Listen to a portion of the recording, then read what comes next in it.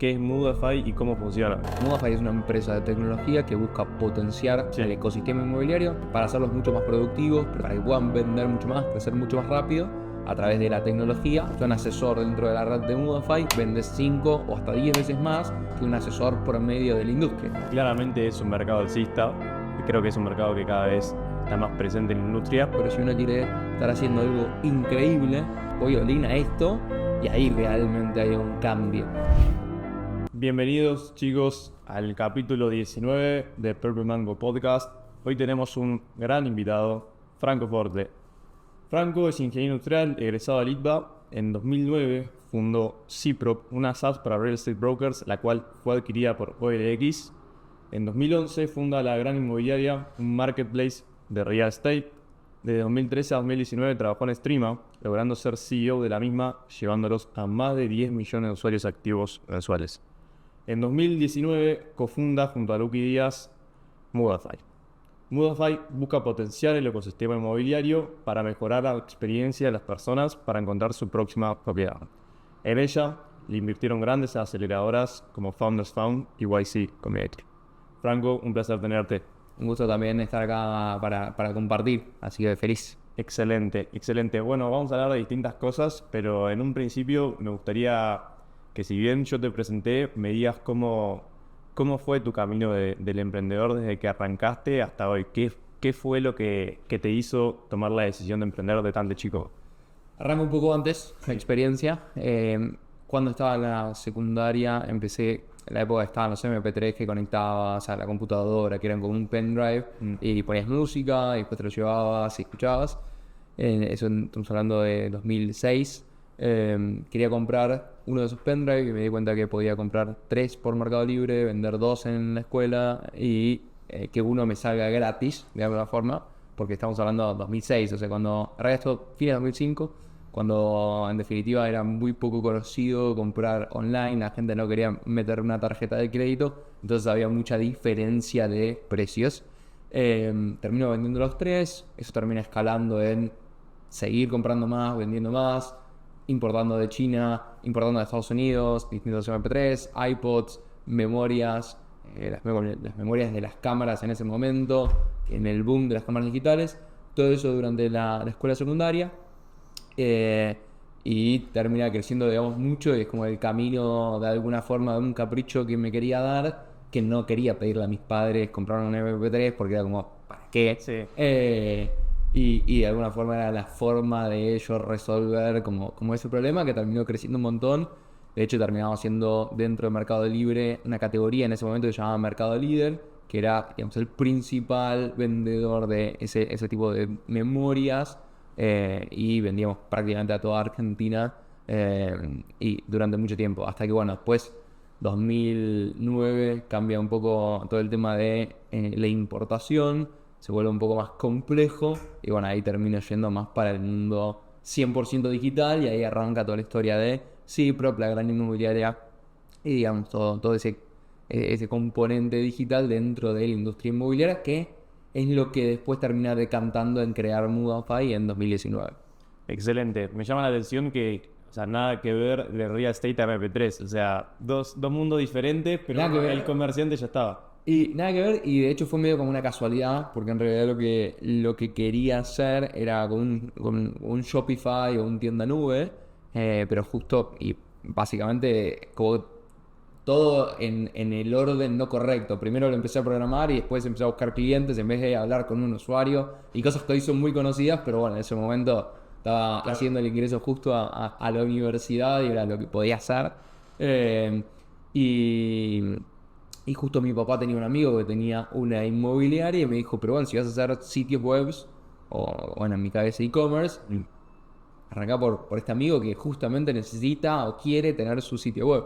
Y ahí arrancamos en una industria que es muy poco similar a toda la que es el e-commerce, en el sentido que la transacción sucede súper offline, tiene un componente súper offline. La gente va a visitar las propiedades, no tiene nada que ver con la transacción que pagas online, ¿no? O sea, todo lo contrario. Básicamente esto fue cuando vos estabas ingresando a la facultad. Sí, o sea, esto en realidad fue 2008, que empecé. El primer cliente en realidad fue a fines del 2008. Bien. ¿Y lo mantuviste? Lo mantuve hasta que después lo siguió el grupo LX. Ah, ahí va, bien, excelente. ¿Y cómo surge tu interés por la tecnología? Porque si bien mencionás esto de que te interesaba empezar justamente a meterte en el mundo del e-commerce y demás, ¿cómo surge ese interés profundo por la Cuando muy tecnología? chico, estaba en la escuela primaria. Mi papá había comprado una computadora CPU, todo un monitor. eh, y me divertía mucho. Los primeros juegos que en DOS tenías que escribir el comando para abrir un juego y jugar. Así que me divertía eso y desde esa etapa temprana siempre me generó mucha intriga todo lo que era más digital, justamente por no seguir, digamos, muchas reglas o poder hacer mucho más productivo, efectivo. O sea, era como algo 10x mejor o 100x en realidad mejor de lo que era el mundo más tradicional, ¿no? Digo, poder hablar con una persona o ver una persona o mandar un mail y que le llegue inmediatamente a una persona que está del otro lado del mundo. Así que de hecho cuando estaba en la primaria, en quinto grado, hice un curso para hacer sitios web. Que fui con mi papá. Grado, En o quinto sea, grado. web, O sea, estaba recién arrancando eso. 100%. O sea, front page 98. O sea, mi producto de hace mucho tiempo. O sea, esa proactividad claramente estaba en el niño Franco. Sí. Tremendo, De tremendo. hecho, fui con mi papá, obviamente. O sea, mi papá estaba al lado y siempre está la historia que cuenta él. Claro, el curso no era online, el curso era... No, en persona, en la universidad. sí. En la UTN era. Hoy uno asume, viste, que tiene que ser online, pero ese curso de sitio web era físico. No existía hacer sí, videollamada online. claro. No había la velocidad. O sea, uno se conectaba con la línea de teléfono.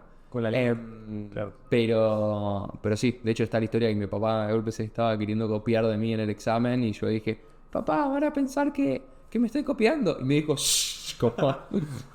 No sé cómo resolver esto. Tremendo, tremendo. Genial.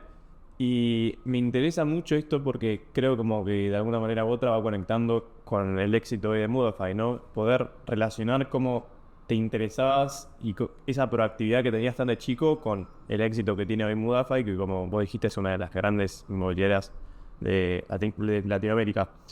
Hay un factor muy interesante que me gustaría profundizar en lo que es Moodify, pero antes me gustaría que me cuentes vos qué es Moodify y cómo funciona.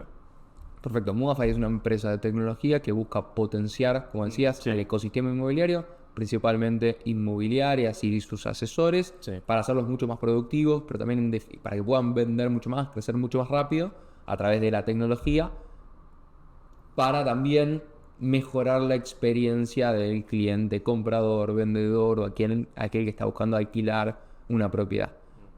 Eso es como en gran resumen. ¿Cómo lo hacemos? Desde la generación de demanda, generación de clientes, un montón de herramientas que los hacen más productivos, ya sea para entender dónde están las oportunidades, para automatizar ciertas tareas y hoy en día un montón más con todo lo que es inteligencia artificial, ¿no? Donde uno puede salir de una visita, está corriendo a otra visita, el asesor inmobiliario, digo, como entre dos visitas y mandar un audio de WhatsApp y que eso se transforme en accionables, como recordatorios o bien que pueda traer información, cuánto está el precio del metro cuadrado en esta zona y digamos que sea como un asistente que lo acompaña en todo el camino, la tecnología, ese asistente para mejorar esa productividad, en definitiva vendan más.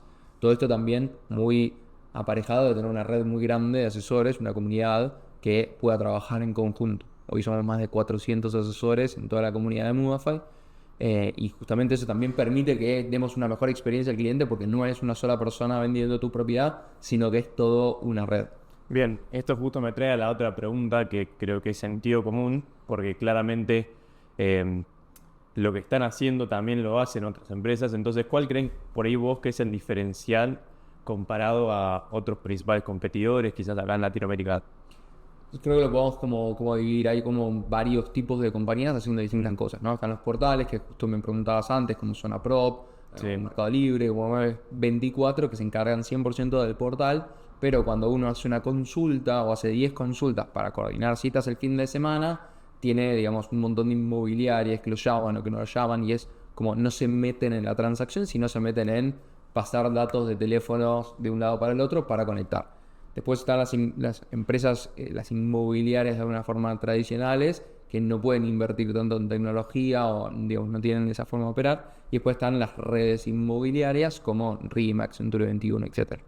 Algo que pasa a nivel global es que nacen estas compañías como Mudafy, o en Estados Unidos Compass, EXP, Real Brokerage, que son empresas nativas tecnológicas que nacen con la tecnología para empoderar, digamos, o potenciar esas inmobiliarias, esos asesores y de alguna forma construir lo mismo que las redes tradicionales como RE/MAX, Century 21, o hay que tienen más de 30 o 40 años, o incluso hay más viejas todavía, como Douglas Elliman en Estados Unidos, que tiene más de 100. Lo que al digamos, ser una empresa nativa tecnológica, obviamente cambia y cambiamos un montón de formas de operar justamente porque las cosas se pueden hacer distintas, se pueden potenciar con un montón de información, lograr mayor difusión, tener un montón de métricas. Entonces, si uno incluso mira en Estados Unidos, hay una migración de los asesores de estas empresas tradicionales, como digamos, RE/MAX, Century 21, todas estas redes que mencionaba, a estas empresas tecnológicas. Y como para dar una idea, el año pasado se movieron, o sea, 2023, se movieron más de 13.000 asesores de estas tradicionales a estas nuevas como Compass o EXP o Real Brokerage. Entonces, hay un cambio muy grande. ¿Y dónde se ve? ¿Cuál es la principal métrica, digamos? En mayor cantidad de ventas por mes por asesor. O sea, un asesor dentro de la red de Mudafy vende 5 o hasta 10 veces más, depende de la región, si es México o Argentina, o depende también de la ciudad, pero entre 5 y 10 veces más que un asesor promedio de la industria. Con lo cual eso es 5 o 10 veces más dinero para ellos y también de nuevo mejor experiencia para el cliente, porque si el asesor es mucho más eficiente o en realidad efectivo, ganamos una mejor experiencia. Y eso también lo medimos un montón, ¿no? El NPS de la industria, que es una métrica que mide la experiencia de los clientes, el Net Promoter Score, que va de menos 100 a 100, la industria tiene menos 39 y Mudafy está arriba de 40.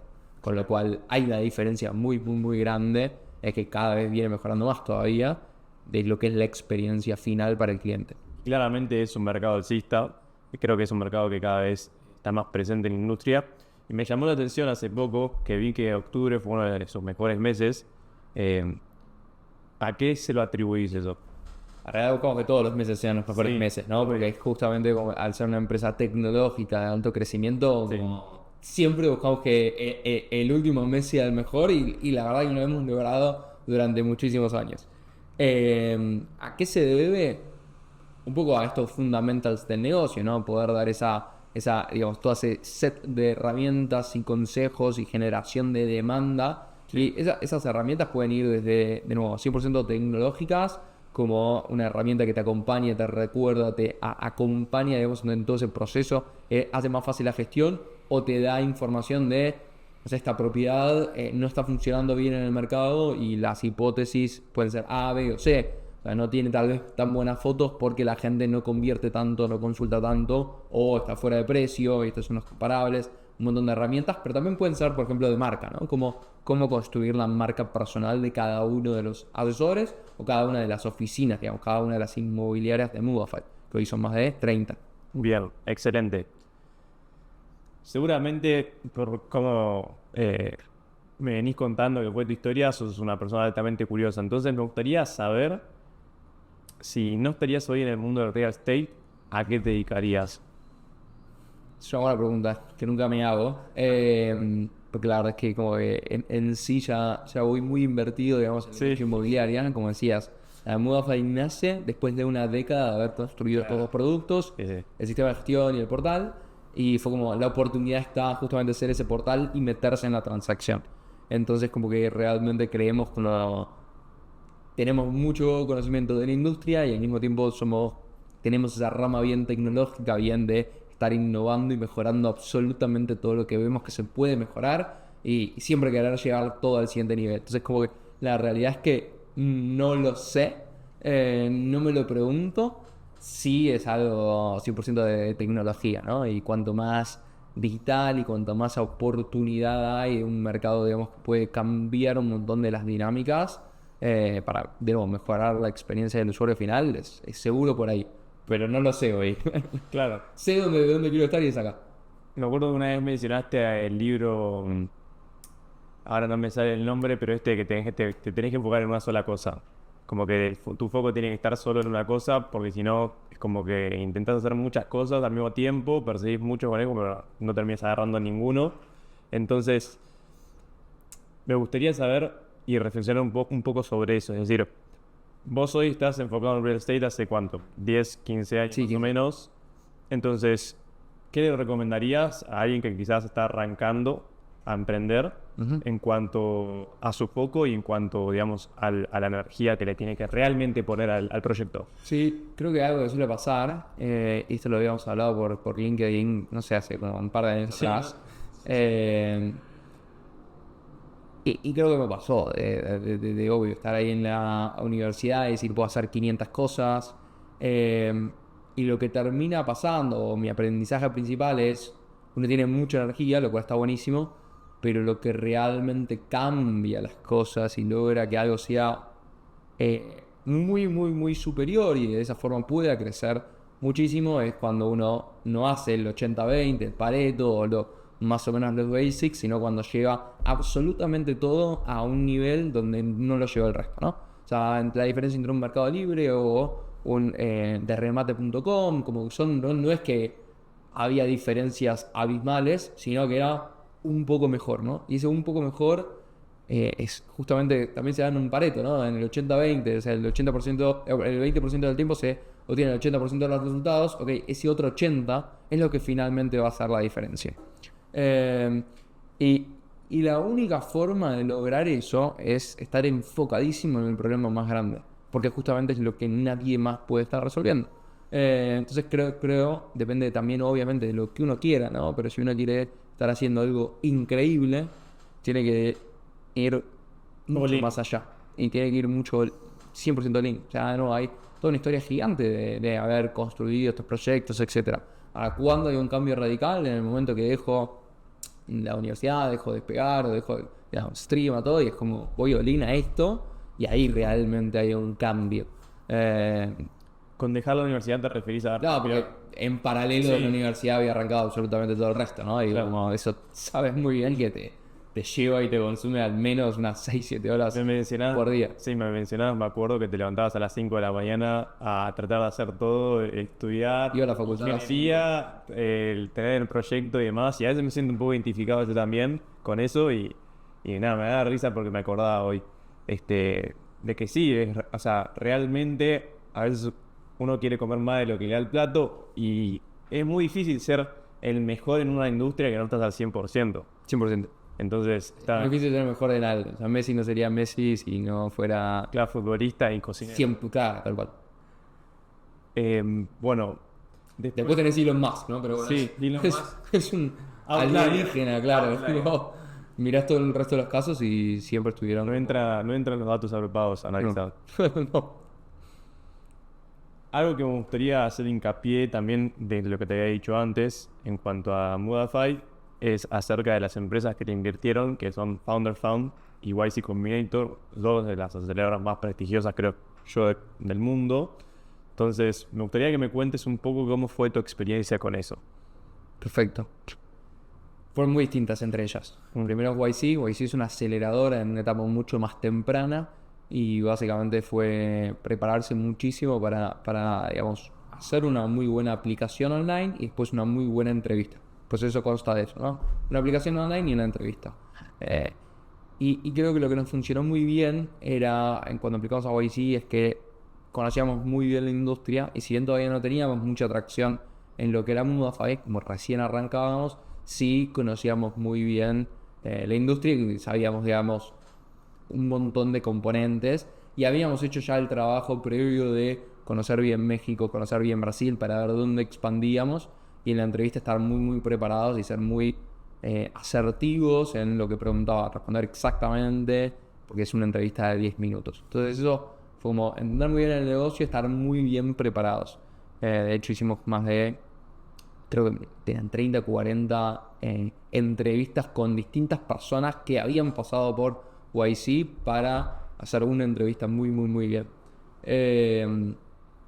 Ahora, lo de Founders Fund no tiene nada que ver, porque Founders Fund invierte en empresas en un estadio muchísimo más avanzado, donde no importa tanto tus métricas, tu storytelling o lo que fuera, importa datos, qué venís haciendo, qué esperabas hacer y qué venís haciendo y cómo lo venís haciendo. Y por qué esto es notablemente superior a todo el resto y por qué esto puede llegar a la estratosfera.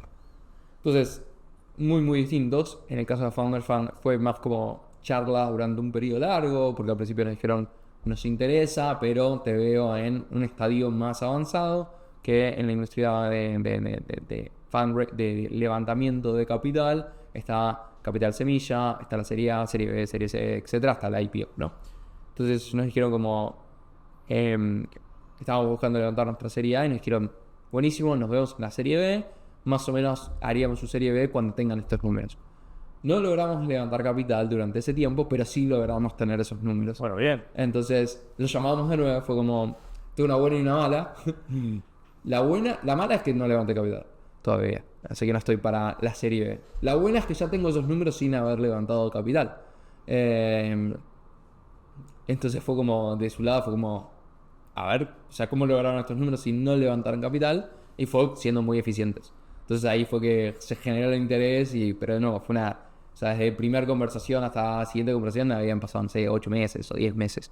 La idea surge con vos y tu socio actual, y cuando están arrancando aplican a YC, con los primeros números, con la primera atracción.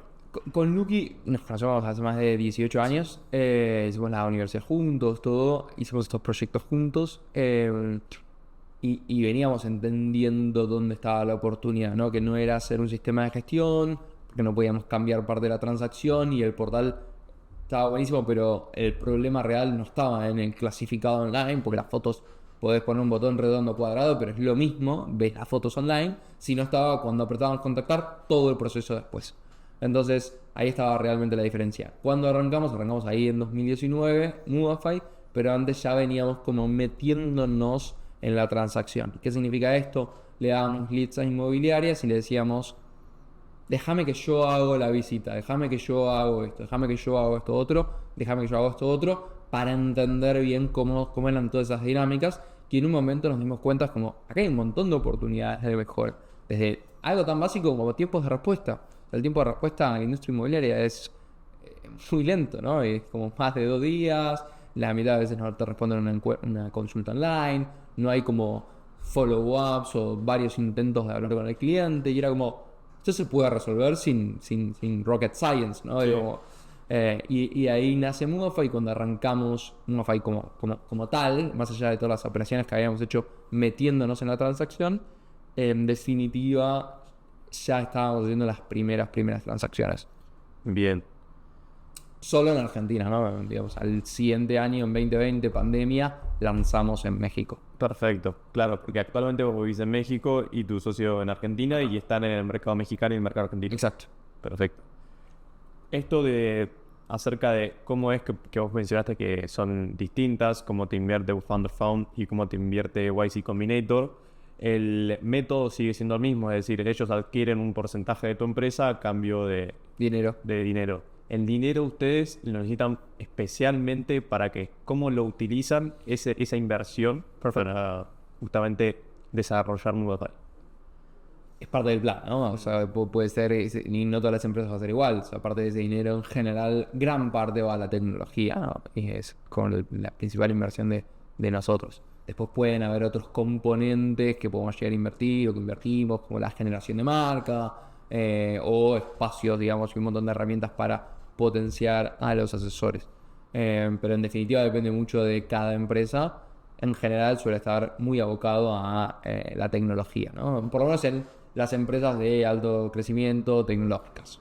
Bien, perfecto. Pero parte del plan, o sea, es parte de esto es lo que vamos a hacer, ¿no? Yo creo que está como, hasta acá vengo, esto es lo que voy a hacer, esto es lo que necesito, y así lo voy a usar. Me llamaba la atención que antes dijiste que sin el capital pudiste adquirir y tener los números que Sí. te habían pedido. Eso es gracias a lo que vos decías, de la eficiencia y el poder de justamente de la tecnología. De poder como tener esa disrupción de escalar algo utilizando tecnología sin la necesidad de tener ese capital extra. Entonces me parece que es una forma de leverage muy interesante. Otra pregunta que también tenía para hacerte, Fran, es ¿por qué decidieron plantarse en Latinoamérica y no en el mercado global? Es una buena pregunta. Porque justo me preguntabas antes qué haría si fuera distinto. Sí, si no estuviera haciendo Modify, sí buscaría algo global. No significa que Modify no vaya a ser el día de mañana global, pero sí cada mercado es muy distinto. Sí, muy distinto. No tiene nada que ver Estados Unidos con el resto del mundo, o Canadá y Estados Unidos con el resto del mundo, por cómo operan, qué existe en la industria inmobiliaria, qué bases de datos hay, qué es público, qué no es público, cómo son las formas de operar que con América Latina. Son muy distintas. De hecho, es muy distinto México de Argentina. Obviamente, en el general es lo mismo. La gente vende la casa, hay un proceso legal, digo, va a hacer visitas, etc. Pero en los componentes más del detalle, como hablábamos antes, que hacen la diferencia, son muy distintas. Y los componentes, hasta dinámicas de mercado. El mercado mexicano es un mercado muchísimo más fragmentado. Una inmobiliaria grande hace 10 ventas, 20 ventas, lo cual es chico comparado a dinámicas de Argentina, que Argentina también es completamente distinto a todo el resto del mundo. Desde que una transacción se hace no digital, en el sentido de el dinero se paga en efectivo y bueno, ahora por suerte están apareciendo los créditos de nuevo, pero en definitiva es muy distinto. En un México es impensado que alguien vaya con dinero a pagar una propiedad. O sea, no lo entenderían, ni hablar en los Estados Unidos. Entonces son todas cosas muy, muy distintas y muy, muy locales. Entonces para escalar necesitas una construcción de alguna forma bien local, digamos, en todos esos componentes, ¿no? Hasta los pasos, ¿no? Acá tenés una reserva, sí. Reserva aceptada, escritura. Allá en México es una oferta aceptada, que no es binding, es decir, no compromete a nadie. Un contrato de compraventa, que es así, se puede pagar hasta el 30% de la propiedad y lo perdés. Y después la escritura. Entonces como que ya de por sí el proceso legal es distinto. Y es distinto a todo el resto. Entonces es muy difícil. Tienes que hacer esa construcción bien local. Pero después un montón de cosas que engloben todos los problemas. Sí. Y digamos, puedan resolverlo de manera escalable. Cada país es singular. Entonces la escala sería a nivel país más que a nivel global. Es muy interesante esto que decís. Porque es verdad. No es algo tan escalable a nivel global, sino como que cada país tiene sus reglas y demás. Bueno, seguimos, hicimos un cambio, nos vinimos afuera, ya que estamos acá en las oficinas de Modify y esa sala necesitaban usarla, así que vinimos a la terracita. Por ahí escuchan un poco el tráfico, pero bueno, es parte de naturaleza porteña. Otra pregunta, Frank, que te quería hacer, que me parecía muy interesante, y más que nada en la época en la que estamos, es cómo llevan todo lo que es la AI en Modify. Es decir, cómo pudieron implementar y cómo lo utilizan como complemento hoy en día en la empresa para justamente buscar y maximizar la eficiencia de ustedes. Está buenísimo. Creo que hay varios componentes, desde el equipo interno y cómo lo puede utilizar todo el equipo interno, hablando de lo básico, ¿no? De un ChatGPT para hacer mejor un plan, estructurar mejor conceptos, entre otras cosas, pero también está todo el componente, y mismo para programar, pero está todo el componente de lo que nosotros construimos para los asesores, para las inmobiliarias. Que estamos poniendo mucho el foco hoy en día justamente en hacer toda la plataforma mucho más conversacional. Y ejemplos concretos son, a nadie le gusta estar llenando un CRM para decir cómo fue la visita, cómo fue, digamos, qué es lo que está buscando el cliente, entrar, cargar todos los datos, cargar los datos de una conversación. Ahora, eso se puede resolver mucho más fácil si le tienen que hablar o mandar un audio de WhatsApp. Entonces, por ejemplo, a la salida de una visita pueden mandar un audio diciendo le gustó la propiedad, quiere visitar el fin de semana con su pareja, mandar los planos y buscar por las dudas 3 opciones más. Y todo eso automáticamente se importa, digamos, esa información al CRM y quedan las tareas y ahí se mandan los recordatorios y se hace mucho más conversacional, porque después el sistema le manda un mensaje de no te olvides de mandarle los planos, o ayudarlo incluso, y una de las cosas que vemos es ayudarlo incluso a coordinar esa cita. Si tiene que hablar con el propietario, directamente decirle al propietario el sábado queremos hacer una visita, puede ser en estos horarios, en función de si tenemos o no las llaves, por ejemplo, para abrir la propiedad. Todas esas cosas cada vez más conversacionales hacen mucho sentido para la industria inmobiliaria. Justamente la industria inmobiliaria es más offline, digamos, sucede por fuera. Entonces permite hacer mucho mejor ese trabajo, ¿no? Y de ahí, o sea, hay infinito para, mismo lo que hablaba como ejemplo antes, poder pedirle desde cuánto es el metro cuadrado de esta zona, o dame 3 comparables de propiedades, o digamos, incluso cosas un poquito más avanzadas que estamos construyendo, como estas son las fotos, quiero hacer un video de la propiedad, o armarme un template para subir a redes sociales, y directamente ya compagina absolutamente todo, me lo manda por WhatsApp, y lo único que tengo que hacer es compartir y subir a redes sociales. Bien.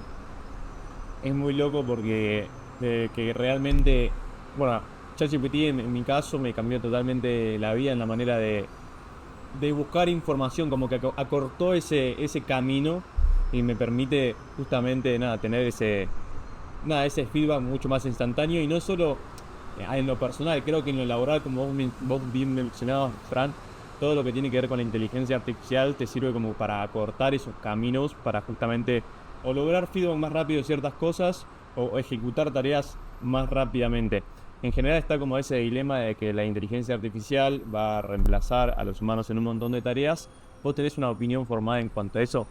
Sí, justo en nuestra industria, si vos mirás la estadística de cuántas transacciones se hacían con asesor inmobiliario en Estados Unidos, y entendiendo Estados Unidos es un país mucho más avanzado que toda América Latina en la penetración de la tecnología para la industria inmobiliaria, o para todo en realidad, y mira 20 años atrás cuántas transacciones se hacían con asesor inmobiliario, y mira ahora, ese número creció. Hace 20 años el 80% de las transacciones inmobiliarias se hacían con un asesor, hoy es el 90%.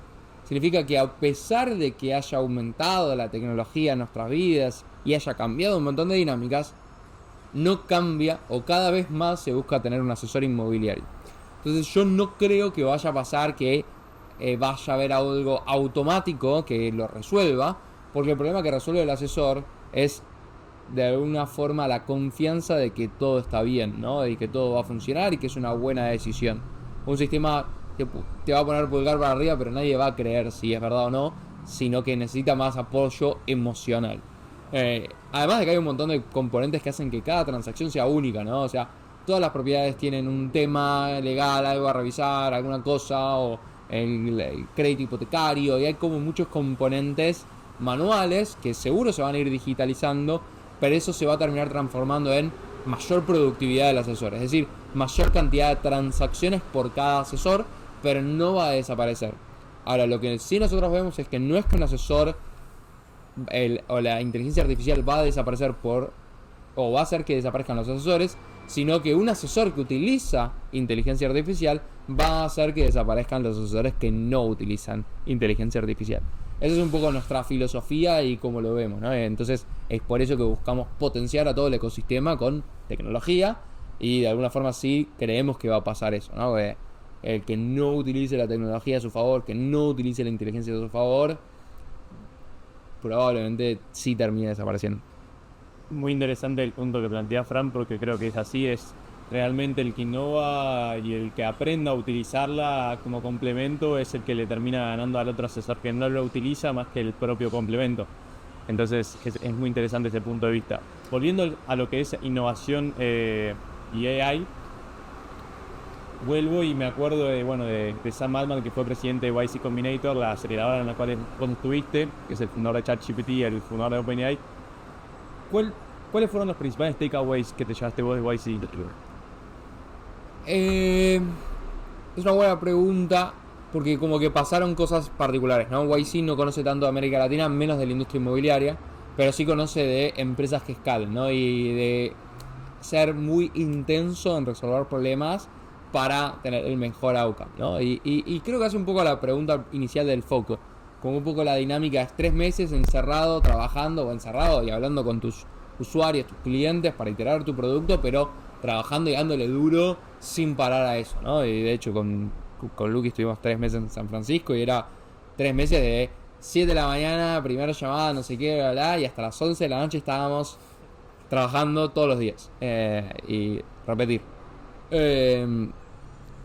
Creo que eso y tener también un montón de compañeros a tu alrededor que eran personas extremadamente brillantes que demostraban que podían ir mucho más rápido, ¿no? Y demostraban un montón de cosas. Entonces, estar rodeado de una comunidad increíble que está empujando los límites todo el tiempo, creo que es un takeaway muy bueno. Y también tener esa comunidad para compartir, digamos, todas las cosas que no salen bien, ¿no? Como tiempo después nosotros seguimos siendo muy amigos de esa comunidad que conocimos, de otros founders de América Latina. Nos vemos, de hecho nos vimos ahora para la boda de uno.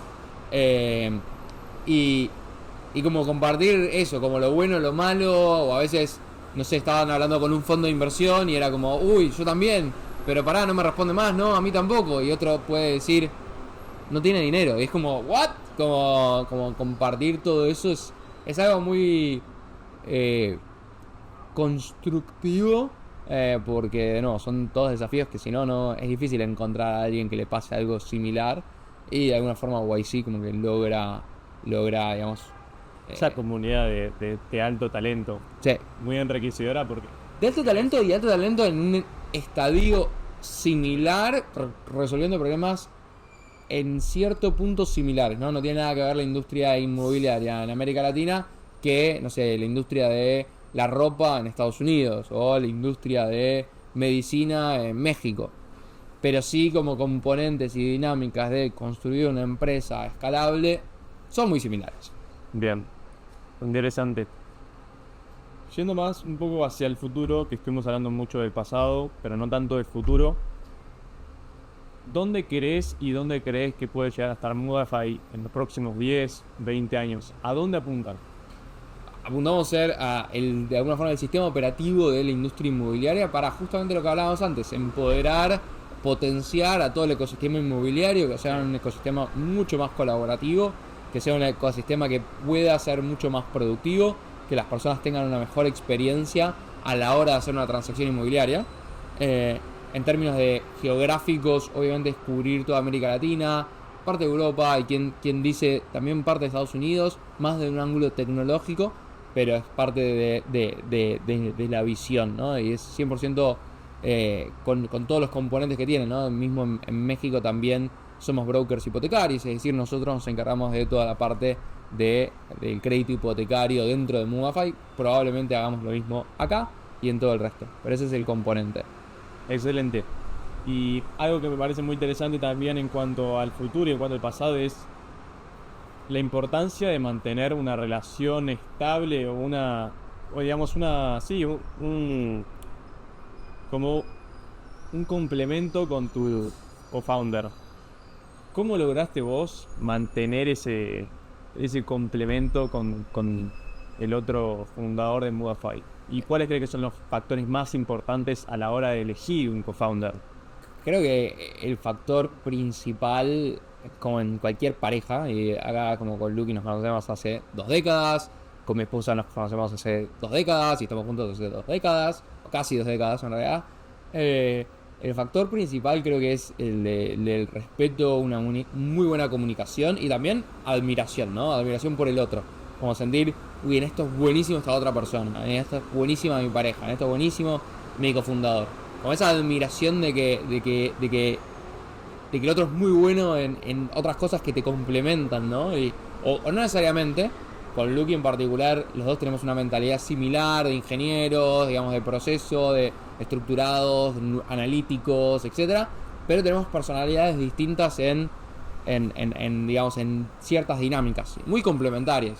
Él es como, dale que vamos y vamos viendo, y yo en algunas cosas soy como más, estructuremos mejor esto, pensémoslo un poquito mejor, no salgamos todavía, y a veces se balancean muy bien, ¿no? Porque ningún extremo está bien, tampoco somos extremos los dos, pero sí de alguna forma es como nos balanceamos, ¿no? Y hay algunas cosas que salieron muy bien porque Lucky tiene esas cualidades y otras cosas que salen muy bien porque yo tengo esas cualidades y de alguna forma se complementan. O sea, yo tal vez hubiera sido más lento en alguna y podríamos habernos mandado errores más grandes y íbamos más rápido.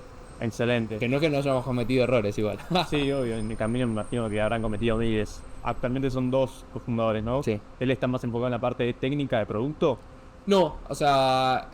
Vos sos el CEO de la empresa Sí. y él es el COO. Sí. Bien.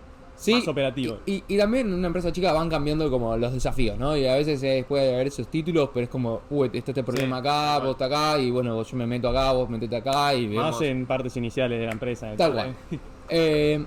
Ahora sí, históricamente yo estuve mucho más involucrado en producto, marketing y tecnología, y Lucky en toda la parte de operaciones, todo lo que es recursos humanos, como eso fue siempre de como las divisiones. Pero de nuevo, o sea, hoy en día tal vez me meto yo por acá y él se mete por allá. Sobre todo también estando yo en México y él en Argentina. Yendo un poco más a lo...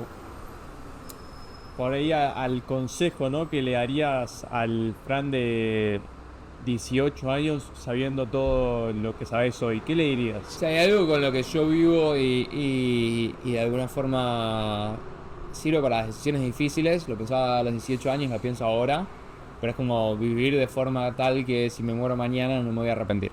Y creo que es algo clave para, de nuevo, hablábamos antes como trabajar en stream, etcétera, y en un momento que estaba muy bien, estaba en un momento excelente de la carrera, del producto y de la empresa, pero de alguna forma dije como, ¿de qué me voy a arrepentir si me muero mañana? Y no haber probado esto, ¿no? De haber probado de construir lo que hoy es Mudafy y lo que va a suceder, ¿no? Digo, todo lo que estamos trabajando ahora para llevarlo al siguiente nivel. Entonces, es algo que me decía, o no sé si a los 18, pero sí lo pensaba. Hoy en día como que lo sigo viviendo, incluso cuando a veces te das cuenta que esas decisiones son un camino un poquito más duro, ¿no? O sea, como obviamente construir una empresa de cero es mucho más duro, y sobre todo en una industria difícil con los desafíos que hay, que, no sé, haber seguido la vida en el camino stream. Algo que también me interesaba, Fran, yendo más al aspecto personal, es que actualmente tu pareja también tiene un emprendimiento, ¿no? ¿Cómo es vivir con otro emprendedor? Digamos, tener una pareja así emprendedora, donde más o menos rigen reglas similares en cuanto hay veces que tenés que salvar las papas cuando queman y demás. Entonces, ¿cómo es justamente vivir con una pareja que también tiene una empresa de tecnología?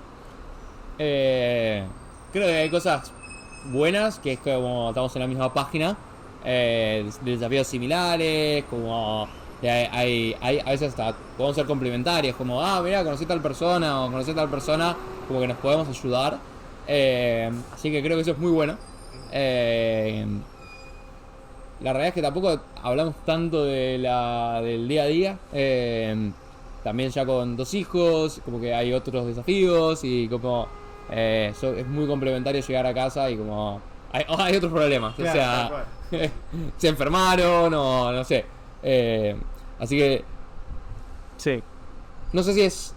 o me acostumbré ya, pero no sé si es un Factor distintivo. factor distintivo, tal cual. Una de las últimas preguntas que tengo acá para hacerte, Fran, es ¿qué libros tenés para recomendarle a alguien que le interesa empezar en el emprendedurismo o que está arrancando? O sea, hay un montón de libros de Peter Thiel que hablábamos antes, Zero to One. Hay otro que me gusta mucho, es bastante divertido leerlo, que es The Hard Things About Hard Things, de Ben Horowitz, que creo que refleja muy bien lo duro que es este camino, ¿no? Y es como extremadamente duro, y cuando crees que las cosas son duras, siempre viene una piña más en la historia y es como... No termina nunca. no termina nunca, y la actitud de uno tiene que ser una sonrisa y bueno, vamos a darle, ¿no? Digo, vamos a pasar este desafío. Y en el camino yo me acuerdo que lo leía y decía, esto no puede ser verdad. O sea, no puede ser verdad que le esté pasando todas estas cosas. O sea, estaban en el peor momento de la empresa, estaban vendiendo porque se fundían y de golpe la esposa, creo que no me acuerdo que tenía una enfermedad y era como del otro lado de Estados Unidos y era como... No se puede complicar más, ¿no? Y siempre había algo peor. Pero de alguna forma siempre las cosas terminan como arreglándose o pasando, sobre todo cuando uno deja todo en la cancha, ¿no? Y creo que está muy bueno y me pasó en el camino tener que tomar decisiones horribles, cambios de la estrategia, reestructuración, todo, y de golpe era justo, no sé, estábamos embarazados y esa semana, tipo, perdemos el embarazo, ¿no? Y es como, en serio, también va a pasar esto. O sea, dame una fácil. Sí. Pero nada, después las cosas pasan, la reestructuración funciona y tuvimos un segundo hijo hermoso, divino y toda alegría. Pero sí es un camino duro y sí está bueno como tener ese punto de comparación donde decís, ok, no es solo a mí, es parte de algo muy difícil. Entonces sería otro. Después hay muchos no me acuerdo el nombre, de unos Stripe que habla mucho de generales, digamos, de como distintos componentes. Drive de Patrick Collis. Sí, no, ahora lo busco. El de Elad Hill, no me sale el nombre. Scaling Startups from 10 to 10,000 people. Está bueno. Después otro, que en realidad no es un libro, esto es un PDF. Es un libro, era un PDF que era A Great CEO Within, que habla como de un montón de cosas estructurales, de, no sé, cómo hacer buenas 1-1, cómo tener reuniones de equipo, cómo va, es como el ABC de un líder de un equipo, no necesariamente es el CEO, sino un líder, ¿no? Hay un montón. Una de las últimas preguntas también que te quería hacer es, claramente cada vez tenés menos tiempo porque no solo tenés una pareja de 2 hijos, sino que sos CEO de una empresa en pleno crecimiento. Pero, ¿cuáles son tus principales hobbies que te gustan hacer fuera de lo que es lo laboral? O sea, fuera de lo laboral hay 2 grandes. Es estar en familia. Disfruto demasiado estar con mis hijos, con él, con mi esposa. Como me llena el alma ver cómo crecen, como que me despierto muy temprano por ellos. Y si quiero hacer deporte me tengo que despertar muy temprano, o sea a las 5 y pico, antes de que se despierten. Pero eso es algo que me llena. Y lo otro que hago bastante es ciclismo, mucho de ir en bici a la oficina, o mismo ahí en México hay buenos lugares para ir en la montaña. ¿En qué parte de México vivís? En Ciudad de México. Ciudad de México. Y ahora con la moda me metí al pádel. Tengo un grupo de amigos que estamos dándole y la pasamos bien. Mucha gente está con el pádel ahora. Está bueno, o sea, lo que estamos haciendo es dormimos todos a los chicos y vamos un ratito. Está bueno. Siempre me gustó hacer mucho el deporte a la mañana. Y la verdad es que es imposible cuando los chicos se despiertan a las 6. O sea, tenés que levantarte a las 4:30. Entonces esto es como un descarga a tierra y que estamos como todos en la misma página y es como... Excelente. Excelente. Bueno, Fran, muchísimas gracias por coparte para grabar esto. Ahora que te viniste de México y no diste el espacio para contar un poco tu historia, lo que estás haciendo en Mudafy, creo que es muy importante que le llegue a las personas. Y nada, muy agradecido de tenerte. ¿Cómo te pueden buscar por ahí en las redes o en las redes propias de la empresa? O sea, las redes son todas Mudafy o depende si es en LinkedIn Mudafy, pero en Instagram Mudafy_ar, Mudafy_mx, de cada país. A mí yo no publico tanto en redes sociales, así que no me van a encontrar mucho. En Twitter cada tanto pongo algo, es Franbook, así que por ahí. Ahí va. Y en LinkedIn, Franco Forte. Forte Franco, en realidad. Forte Franco. Perfecto. Bueno, Fran, muchísimas gracias por coparte. Espero que les haya gustado este episodio y nos vemos en el siguiente. Ahora estamos acá con Fran.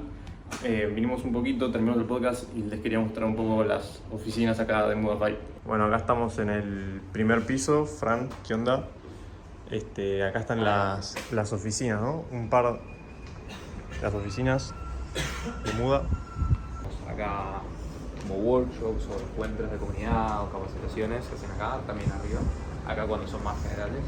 Y ahora está el espacio donde grabamos y hay encuentros divertidos. Acá es donde grabamos recién. Y acá estamos en el segundo piso. Acá hay una sala de reunión y ya está donde la magia pasa. Acá venimos antes a grabar el primer podcast y dale, mostramos acá estamos laburando. Y bueno, ahí ya mostramos todo lo que eran las oficinas acá de Mudafy. Bueno, Fran, muchas gracias por coparte, la verdad estuvo muy copado, espero que te haya gustado. No sé si querés dejar ahí un mensajito final a los que están escuchando. No, un gusto la conversación, divertido compartir y de nuevo, feliz siempre de compartir como el camino, los desafíos que hay, un poco más de Muafe, que es lo que hacemos con mucha alegría siempre. Excelente.